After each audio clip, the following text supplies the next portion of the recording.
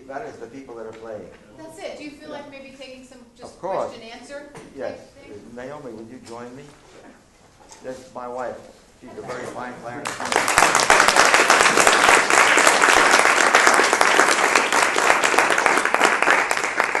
Robert Sherman, who had a radio broadcast for many, many years on WQXR, and there were live performances almost every morning. I had the pleasure with my chamber ensemble of performing for him. Of course, he knew that we'd already been married quite a while, or whatever length of time it was, and we finished our Bartok contrast, and Bob was talking to me because he had a little bit of time, and he said to me, "Naomi, tell me, what is it like for you being married to the great Stanley Drucker, principal clarinetist of the New York Philharmonic?"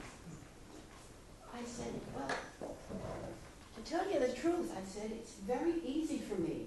I had a very secure early childhood, and was happy to walk the air."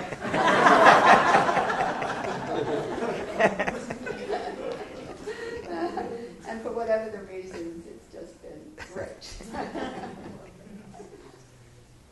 Yes, there's somebody in the back. Do you folks practice together? Together? Yeah. Well, only the pieces we have to play together. Otherwise, she has her stuff and I have mine. It's it's like two trains on parallel tracks. I wanted to ask, Yes. Stanley, if you maybe could relate some. We've been going over some orchestra repertoire, and I know you've played under so many myriad of conductors and the whole gamut. And you probably played all these pieces so many times with so many different conductors that it brought to mind when Andrew was playing Capriccio Espagnol, how Zubin Mehta did that. I remember playing that with him once at Ravinia. It was the slowest Capriccio Espagnol. It was like bum, bum, bum, bum, bum, bum. And you just how flexible you have to be going from one interpretation to another, and how you dealt with that over so many years. Well, flexibility is a key word. Actually those solos in the Capriccio, in those first and third movement, the violin solo also plays the same passages as solo during the piece, so that you really have you can get a real idea of the string version and what you can try to be like. So it's a help, and that's the case. But very often conductors will rethink pieces after a number of years. They come back to it, and it'll be a totally different tempo. I think of I did two sets of Mahlers with Bernstein, one in the '60s and one in the '80s, and I would say the tempos of the '80s were slower. But some of these pieces that we think of being very slow and ponderous aren't really. I remember doing. I was in 3 Mahler recordings with Bruno Walter, who was his. Of course, Walter was his protege of Mahler, and you would think it would be the real tempo is coming from the horse's mouth. And I did the first and second symphony and the Song of the Earth over a period of years with Bruno Walter in the Philharmonic, and his tempos were on the brisk side. They didn't linger. They were moving tempos, and not overly romanticized. Very different than more modern approach. So what I find with some interpretations in pieces that have so much mood and license is that the better the conductor, the more they do the small changes, the small retards, the small accelerandi, the lesser accents, the instant changes are the better the conductor, the more of those changes you come into play. The big changes, like a big GP or a big fermata, they all do. Everybody does. But what marks somebody that's more into it or more talented are the ability to project the slight differences. And I found that to be so, especially in pieces that are so descriptive and characteristic.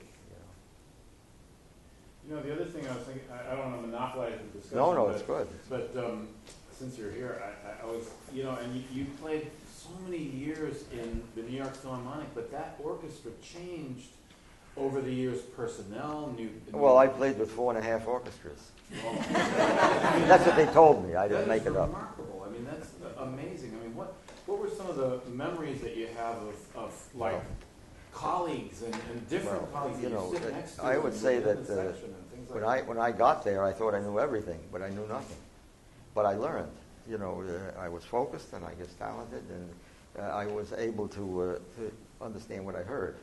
So I would say for the first few years, it was a master class listening to Leonard Rose playing the cello, or Corigliano the violin, or Gomberg on oboe, or Chambers on horn. I mean, these people were masters in a very special way. They weren't only just good instrumentalists, but they could. Some of them could make a fantasy out of one note. But if you're lucky or smart enough to hear, listen to that, you know, and it affects you. I readily admit I learned from a lot of people by listening. I would say I'll give you an example. Rhapsody in Blue. What moved me on that was a recording of Philadelphia Orchestra with Oscar Levant playing the piano, and it was a revelation how that was played. Of course, it was played by Ralph McLean, who in essence was not a symphonic player. He came from a radio station where they had a small amount of musicians, maybe 10 musicians. They called it an orchestra,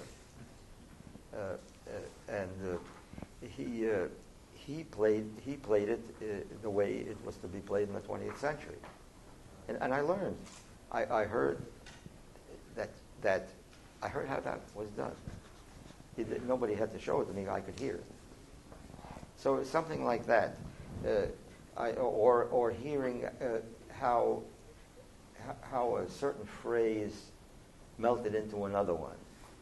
These are things you have to learn. It's very hard to take it out of context and say, you know, to create something.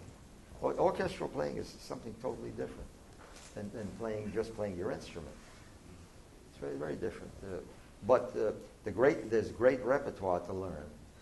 You know, the solo repertoire with piano, you know, clarinet and piano, and some of the chamber pieces are really wonderful pieces to really learn in and to play. So it's a listening game, and one where you're always you want it to always be different. It's not a carbon copy. It's live. So you say one time you feel this way, and another time you feel a different way. There's no right and wrong. Is the answer. There are wrong notes, maybe wrong style, but there is not. With faster or slower isn't going to make any difference if it's right. You know, I remember hearing some people talking years ago about an audition somewhere where I think it was for some opera company where somebody who was on the jury told me, you know, listen to this player. He was playing it too fast. So I said, why didn't you ask him to play it slower? Oh, he didn't think of that. So, there's a question over here. Yeah, no, just a comment. I mentioned last night to a number of people in the mission that I first fell in love with you. I mean, I knew you were playing at the New York Philharmonic, but I first fell in love with you accompanying a jazz performance. And he plays jazz too. Well, not and really. I said, and my question, just curiosity. I know it's probably hard to answer, but is there a certain I'm sure you love playing both types. I'm not a of- I'm a very bad jazz player. I Oh. play if it's written out, I'll play it. I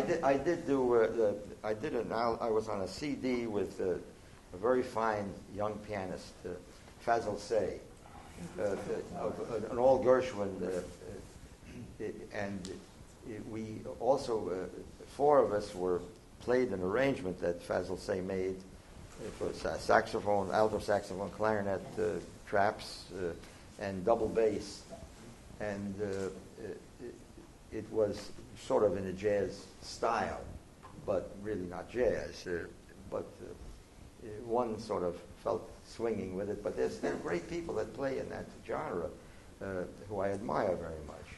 Well, you played a lot of jazz. No, never. You were thinking of somebody else. It wasn't me. I'm innocent. I didn't do it. Really, but it's a very nice to contemplate. Yes, sir. Yes, question about tone. Yes. When playing an orchestra, do you feel you're forced to play brighter, for lack of a better term, or more brilliant than you prefer? I don't think so. Some places, some halls, they fight you a little bit. With certain halls have a good, well, I know, and where you have something to play against.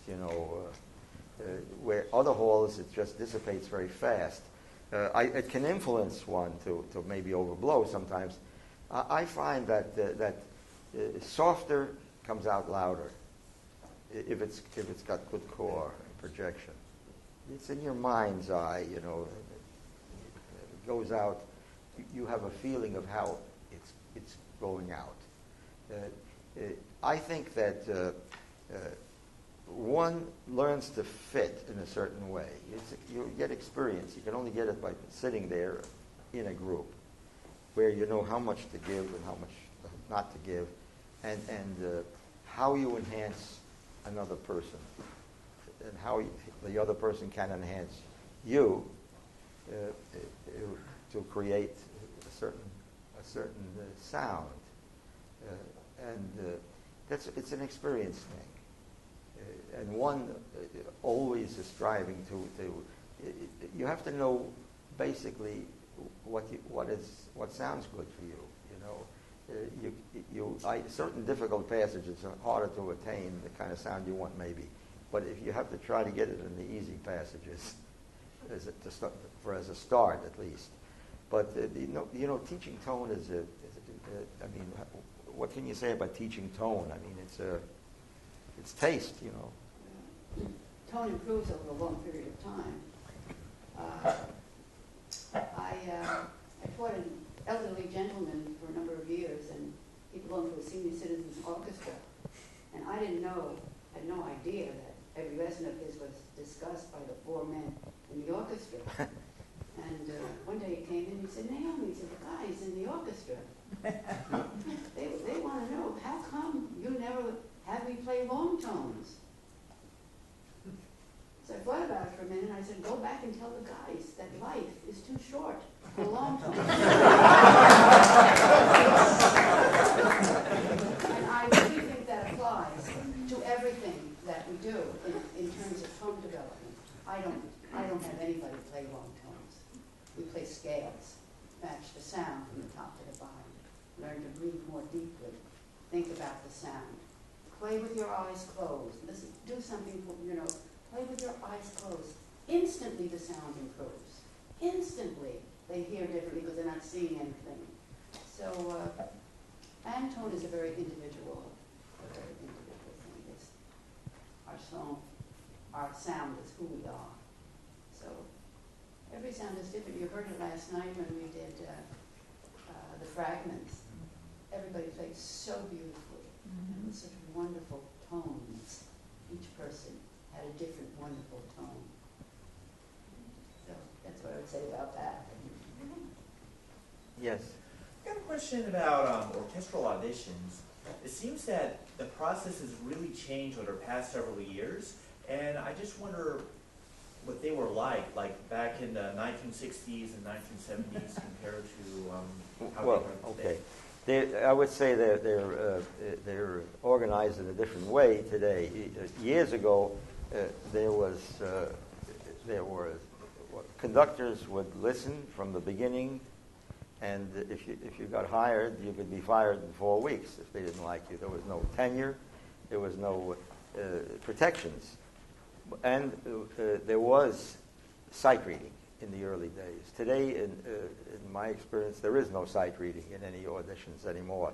Certainly not in where I come from. They give the music to the applicants that are accepted for audition, and they know the music, they have it, and that's what they play. And if they get through the first preliminary round is behind the curtain with the committee listening. The second round is behind the curtain with the committee listening. And the third round is no curtain with the committee plus the music director or conductor listening. And they discuss, and the heavy vote is the conductor. And if somebody is hired, there's a 2-year probationary period. They can be not granted tenure after the 2 years, and they're out. And that's how it works. If they get tenure, then they're in, as long as they can attend all the rehearsals and concerts and not call in sick every other week, that kind of stuff. So the difference is there's the orchestrally, it's a little bit easier. The audition process is a little bit easier because you don't have to sight read. And everybody plays the same material. And if one is lucky enough to get hired and get through the tenure time, the probation time, then they have a job. But years ago, it was very different. I'll tell you a story. I told it to Dave Tuttle. A fellow went to audition. This is years and years ago. I mean, we were in the 50s, I think. He was the bass clarinet player at the Met. He was a German guy. His name was George Radelberger. Played the German system, you know. He went to Stokowski's apartment, Leopold Stokowski, to audition. And Stokowski, you know, had a strange way of talking, you know. He said, "You, sir." Everybody was "you, sir." "You, sir. Play Tristan." So this fellow, who was a little bit quirky anyway, he gets his bass clarinet in hand, starts, plays the first note, and he stops. And he says to Stokowski, "Ah, you know it, I know it." He got the job. It's a true story. You know, so it was very different years ago. It was short seasons. Nothing was year round. There was no unemployment insurance in those days. So it was a 22-week season, say in a couple of everywhere, pretty much. Even New York and other places like that had only 28-week season. And you know, it evolved. What brought the orchestra into the modern world was Leonard Bernstein in the 60s. First woman was hired. The season went year-round, and the magnificent glamour tours took place, recordings day and night, and just a lot of excitement. So there has been progress in certain ways, but I would say as far as the playing, there are more players vying for every place. But I would say top talents are always basically the same percentage, but there are more people trying, and winning an audition isn't winning a job. It has to be proven, you know, by being there and doing over the period of time. Because some people are better at auditions than they are at. Somebody told me a story. I don't know if it's true, that George Sell, this was in this, I guess it was in the 70s maybe. He hired an oboe player who had come. An oboe player came to audition. There was going to be a tour to Europe, and his teacher made him a wonderful reed. And he played the audition, and George Zell hired him. But when that reed caved in, he couldn't play anymore. So he didn't keep that job. And it's a very interesting kind of story, but it's probably true. Yes. When you played, especially in those years where you would look at a year's schedule and you would see just an amazing amount of different styles coming at you constantly. It would be Mozart, Wagner, Stravinsky, Brahms, and one after the other. And back then, all the recordings you guys made with Bernstein, dozens of years. Did your practice routine and preparation for a different week ever vary? Did you stress certain things? Or yeah, I would say certainly. Well, you could get your music in advance, of course. I would say that the unknown pieces you had to practice, certainly, and there were a lot of contemporary music too, that one had to really figure out how you were going to do it, and it was you practiced what you had to play is the answer. They say, what do you practice? Give me a routine. My routine is I practice what I have to play. I'm not going to practice something I don't have to play because it doesn't help the other thing, you see.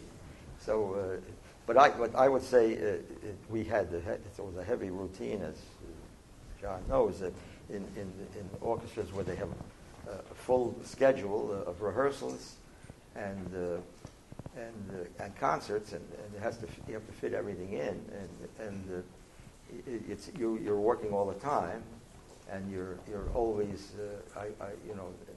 certainly the double reed players are working mostly making reeds more than practicing. They become reed factories. At least we don't have to make our own reeds for the most part. You might do a little touch up, but we don't have to make them. So you never made your own reeds? No, I couldn't make them as good as Van Doren did, so I tried.